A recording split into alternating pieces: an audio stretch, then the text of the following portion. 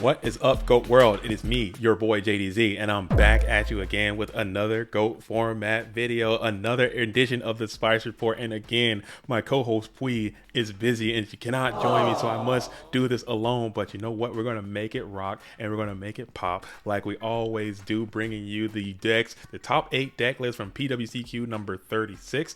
Okay, PWCQ is our premium World Championship Qualifier event that takes place in the Discord. It happens probably like 2 times a month. It's a pretty cool event, so if you have time, make sure you check out these PWCQs. They absolutely get after it. And this event was a Warrior slog, so we're going to see what the latest and greatest Warrior spice is as the turntables have revolved back to the Warrior strategy. So without further ado, let's hop on into it and see how it's going to be. All right, coming on in with our very first Warrior deck, coming in at 8th place, we have Majo Sam playing the Warrior strategy. Again, this one seems pretty standard, but if you look at it, there are some additions that they made. They're kind of taking some of that little bounty swag and kind of, you got the main deck mind control, you got the Magician of Faith in Warrior decks, and I think that's just becoming like what these Warrior players are doing, kind of including that Magician of Faith. Those things go crazy in the Warrior deck. Everything else seems pretty standard. You got the pretty standard side deck as well, again adopting some of the little bounty technology. This Majo Sam is playing the Magic Cylinder in the side deck as well. 2 Zumbire,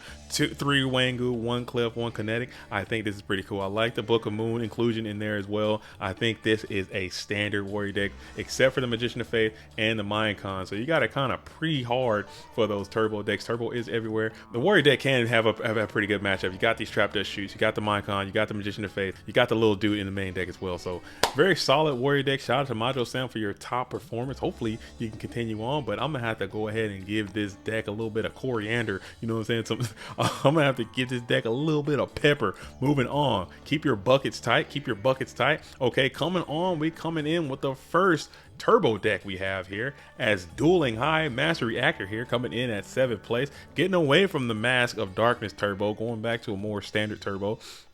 Very standard turbo list. You got Card Destruction back in the main deck. You're rocking the Night Assailants. You got 2 Trap Dust Shoots in the main deck, 2 Wing Blasts, and only 2 Solemn Judgments. I think this deck is pretty solid. Very standard turbo deck, solid turbo deck.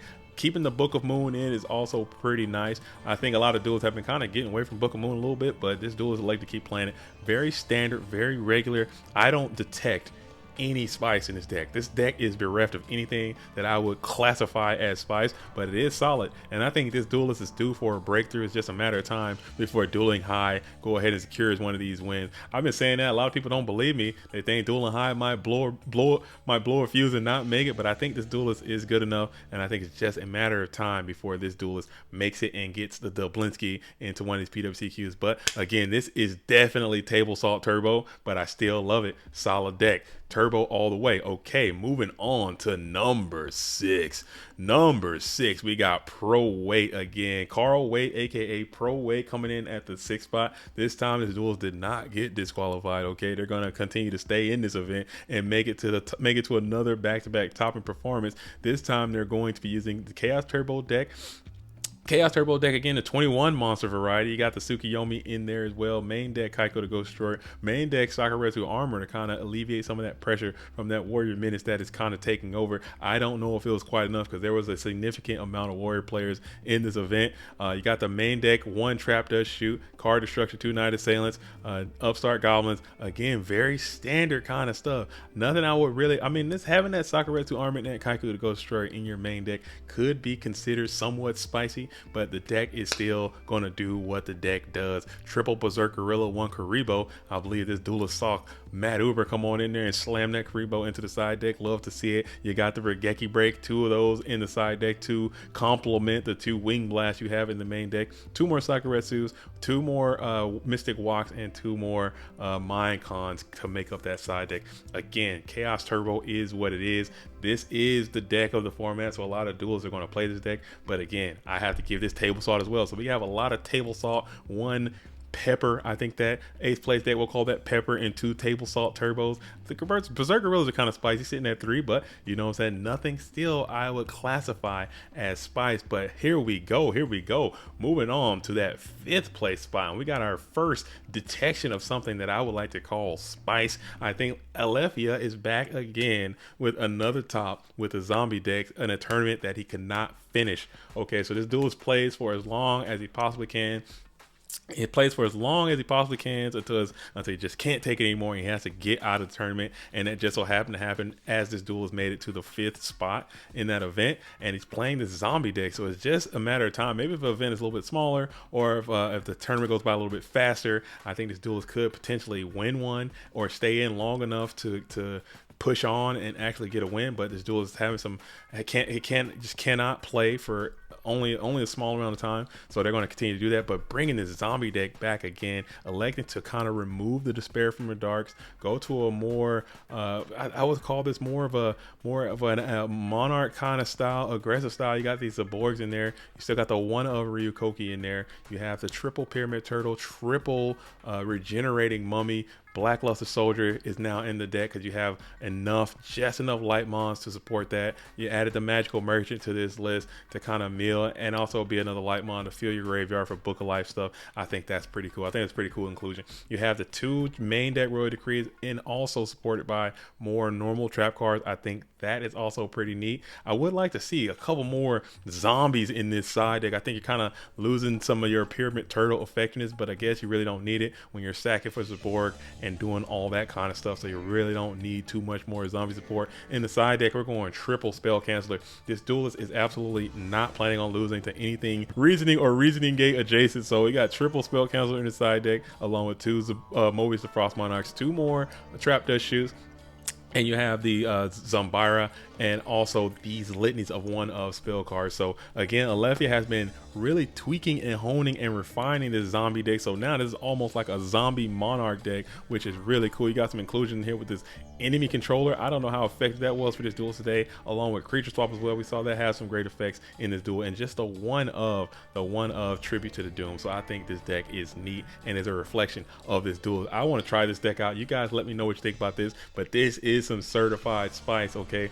this is some certified spice. I could probably call this maybe some basil. This is some basil. This is some I don't know. This is some certified spice right here. I don't have Pui has a deeper knowledge of all the rare and exotic spices, but this is something that I would call spice. I love this deck, and it was doing great throughout this event. Okay, going on to number 4. Number 4, we are in the 4th spot, and we have another top from the duels that goes by the name of Wolf73. I've never shared a sentence or passing phrase with this duels. I don't know much about their background or what they have going on, but they are proving themselves to be quite the consistent turbo player, as they have topped yet another event playing this deck. Again, it's quite standard. This is what turbo decks are, but you'll notice they have that splash of that patent pending lightning vortex that this duelist has been using this entire time, main decking the lightning vortex. I don't know what the return on investment that provides, you know, having a main deck lightning vortex. Sometimes, as I stated on the stream, this whole entire event on stream, make sure you check that out on this same page. But I'd see sometimes that card is either the best card ever, or it's just the worst card ever. If you don't have a quality discard to go along with it, or if it's just like a bunch of set stuff. Turbo decks like to set a lot, but they also like to swarm the field a lot. Sometimes their board position is going to be a Chaos Mon, 2 Spies, a Deco, or whatever. You hit them with a nice, beefy, hardy lightning vortex, and now you have just stabilized and got back into it. So maybe there might be something to playing lightning vortex in this metagame, but I'm not sure exactly how good that card is. We might have to engage with Wolf 73 to get some results, because they've been playing this card in a lot of different decks in a lot of different tournaments, and it's kind of showing its consistency and how good it can be. But again, the side deck, it all seems pretty standard and regular at this point. Nothing to extremely write home about. So this, I would give this this is what we will probably call some rock salt, or maybe some sea salt. You know what I'm saying? It is still salt, but it's definitely, you know, a little twist to it with these trap dust shoots. You got the lightning vortex in the main deck, and you know that's it. So this is what this duelist is doing with the turbo deck. Okay, moving on to number 3, and this deck is just so funny. This deck is so funny to me. I love looking at this deck, and I'm so glad that our player of the year had the unmitigated gall to load this thing up and actually play it. Fun story behind this deck. This duelist reached out to me prior to this event starting and says, "Hey, I got a little bit of time. I think I'm going to play. JDZ, send me a deck to play. Whatever you saying, no matter what it is, I'm going to play it." And I had this deck that I kind of load up on the ladder when I'm just frustrated with Turbo, and I'll hope that I get a Turbo player, and then I'll just play this. And it is just so hilarious to see their expressions when you're playing triple Mind Control in the main deck, triple Mystic Swordsman level 2 in the main deck, supported by triple Book of Moon and triple Sakuretsu armor. I think that is just so funny to do. And then you can also bring in Trap Dust Shoot sometimes. You're feeling extra rambunctious with it. So I think this deck is so funny, and the player of the year played it much better than I could ever think about playing it, and he had some fantastic duels and some fantastic play with this game. In the side deck, we got the Berserker Rilla, we have the Gravekeeper Spy, the one Mobius, triple Dust Shoot. I kind of like to use that for the reasoning gate stuff and all the control stuff to kind of get that stuff out of hand. Anybody that wants to hold a hand, and then we can bring in a lot of, like, basically go almost 13 cards for the warrior deck, or excuse me, maybe about 12 cards for the warrior deck, bringing in everything except for the Trap Dust Shoots and the Cliff perhaps, and then everything else is going to be what it is, you know, burn. Just figure it out as it goes on. But this deck is really funny, and I call this anti-meta. I call this anti-turbo warriors. It basically auto loses to the mirror. You know, if you play a warrior deck, it's probably going to immediately lose to that. But if you play against a bunch of turbo decks, you're going to give them a hard time and maybe even walk away with the Dublinskis. So I like it, and I like the player that played it a little bit more. So AJT just showing exactly how good he is at Yu-Gi-Oh! He could take this pile of scraps and make it to a top performance. I think that is very, very interesting. All right, moving on to second place. Oh my goodness, second place again. The consistency of LaBounty has no measure, and he continues to tweak and tweak and tweak and tweak, and now he's got this amalgamation of cards. Okay, he has the warrior strategy, same deck with a patent pending, Magician of Fate still in the main deck, the Mind Control still in the main deck, 2 Trap Dust Shoots, 3 Kaiku. I think that's the ratio that this duelist is on. To this duelist, I think this is becoming kind of standard, what you're going to kind of expect. He's had a lot of great success with his deck. Why change the formula if it's working fine? If it ain't broke, don't fix it, as they always say. But looking into the side deck, we're going to go triple Spy, and we got the Zaborg and the Mobius coming on into the side deck. When we saw that Zaborg absolutely going crazy throughout this tournament when he was on the stream, doing what it needed to do, popping, hitting is just insane. And then you got the Magic Cylinder in the side deck as well, and the one of Compulsory, the one of Zing Zen, the one of Amazon is Archer. I think this deck is teched out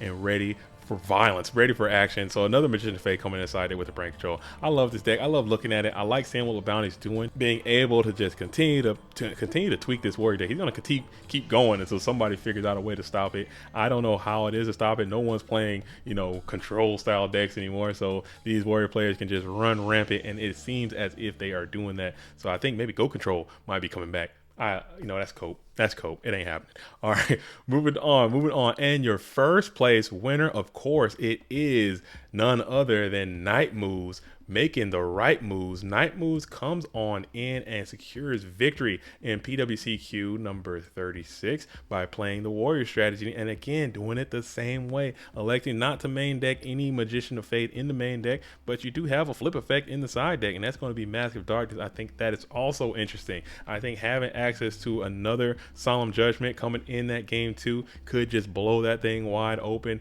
Getting a Battle Trap in low resource games could just blow these things wide open. I think that is so neat. But this Mind Control in the main deck is hilarious.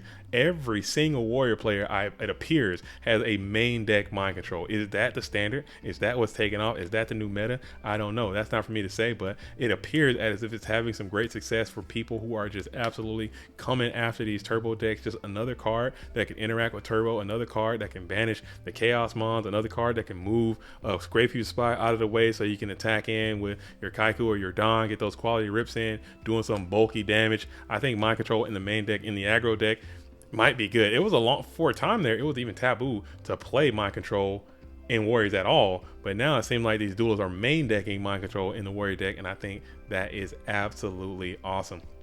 So I like to see the evolution of it. But again, these warrior decks are going to be what they are. Go format is going to be what it is, and I love to see it. So, and it's more than these decks. It's all about how you put the cards down, and Night Moves has made the right moves all day long, and I am so proud that this duelist got their invitation to the GOAT format World Championship for the second year in a row. I'm looking forward to seeing what the duelist can do in that event and what they're going to do leading up to that event. Maybe they can secure more invitations. Who knows? That is not for me to decide, but I will be watching this duelist with great interest, and we will see what they are capable of. But that is going to be the top 8 decks from the PWCQ number 36. It was a spectacular event. Shout out for all of you who tuned into the stream and watched that live. If you want to see that VOD, like I said, it's up on this channel. Shout out to all the staff and behind the scenes who were supporting that event and making it go as flawlessly as it did. I really appreciate that, and always shout out to all the players. So tell me what you think about these decks. Which one was the spiciest deck? There was a lot of salt. There was a lot of pepper in this. Okay, so we're just bypass that and tell me which, or let me know what you think about it. Tell me about which one was your favorite deck. Get into the comment section. Let me know. As always,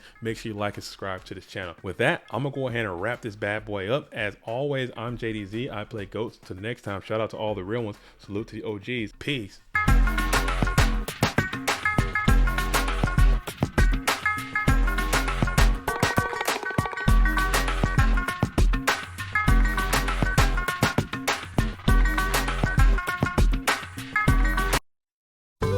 This program was made possible by the Corporation for Public Broadcasting and by contributions to your PBS station from viewers like you.